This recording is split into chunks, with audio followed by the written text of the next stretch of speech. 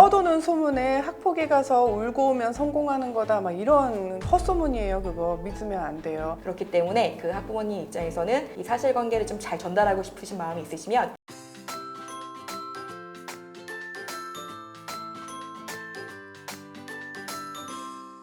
안녕하세요. 법으로 위로하는 변호사 김승혜입니다. 안녕하세요. 소송의 길 함께 가는 이지연 변호사입니다. 네, 우리 학폭위 절차 알아보고 있어요. 2주간 학교 조사를 하면서 확인서에는 어떤 거를 유념해야 되는지 알려드렸는데 학폭위 절차 1개월 동안에는 어떤 거를 하는 걸까요? 그 학폭이 1개월 되게 길게 느껴지시죠? 요새는 1개월보다 좀 더 깁니다. 좀 워낙 코로나로 사건이 밀려 있는 경우가 많아서요.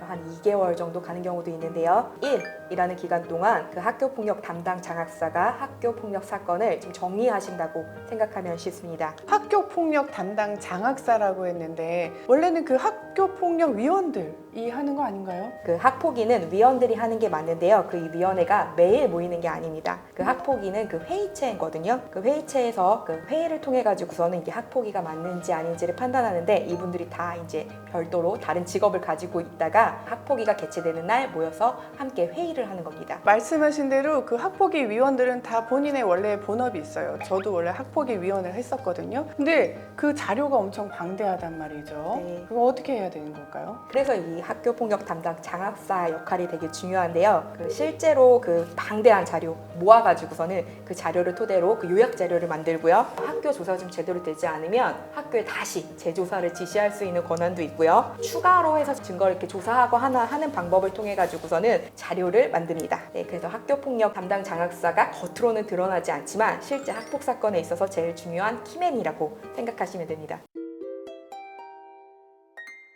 여기서 꿀팁 한 가지를 드리면 장학사와 좀 원만한 관계를 유지하시기 바랍니다. 그 학폭이 개최 전에 그 학부모님들이 증거를 계속 제출하실 수가 있거든요. 증거를 제출하시면서 장학사랑 그 자연스럽게 한번 연락을 해보시기 바랍니다. 장학사가 그 관련 내용에 대해서 조금 알려줄 수도 있으니까요. 그 두 번째 꿀팁인데요. 그 학폭이 개최일 당일날 학교폭력위원회한테 이렇게 나눠주세요. 아까 말씀드렸듯이 학폭위 위원회들은 각자 직업을 가지고 있다고 하잖아요. 그래서 이 학폭위 내용을 다 알 수가 없거든요. 그 요약 자료도 되게 두꺼워요. 그렇기 때문에 그 학부모님 입장에서는 이 사실관계를 좀 잘 전달하고 싶으신 마음이 있으시면 요약자료 한 장짜리를 만들어서 그 위원들에게 나눠주시면 내가 있는 사실을 정확하게 전달하는 데 큰 도움이 되실 겁니다. 그럼 마지막 네. 세 번째 꿀팁. 학폭이 개최 전에 학생이나 학부모가 쓴 확인서를 미리 좀 읽어보고 들어가시기 바랍니다. 왜냐하면 이 확인서를 토대로 해서 학폭위 위원들이 굉장히 질문을 많이 하거든요. 그렇기 때문에 이 확인서를 보시고 예상 질문을 토대로 답변을 미리 준비해 가시면 학폭위에 대비하실 수 있습니다.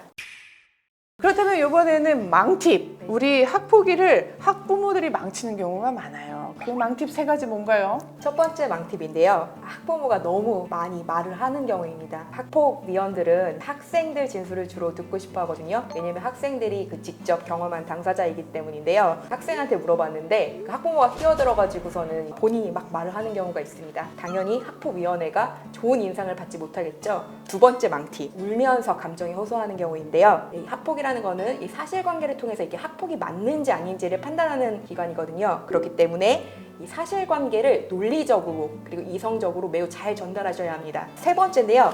근거 없이 막 상대방을 비방하는 경우입니다. 걔가 원래 좀 문제가 있는 애다. 가정 형편이 안 좋다. 부모 평판이 안 좋다. 이 학교 폭력과 전혀 상관없는 내용에 대해서 막 상대방을 비방하는 경우죠. 이런 경우에는 학폭위원들 입장에서 어떤 인상을 받을까요? 남을 좀 비판하는 성격이구나 라고 해서 우리 측에 오히려 불리한 결과를 초래할 수 있습니다. 떠도는 소문에 학폭위 가서 울고 오면 성공하는 거다 막 이런 헛소문이에요. 그거 믿으면 안 돼요. 이번에는 우리 학폭위를 슬기롭게 대처하는 꿀팁 3개, 망팁 3개를 알려드렸어요. 만약에 이런 경우가 있으시고 또는 여기에서 궁금한 경우가 있으시면 고민하지 마시고 법률 상담 꼭 받으셨으면 좋겠습니다. 오늘 방송도 좋으셨다면 좋아요 꾹, 구독 꾹, 알림 설정 부탁드립니다. 안녕!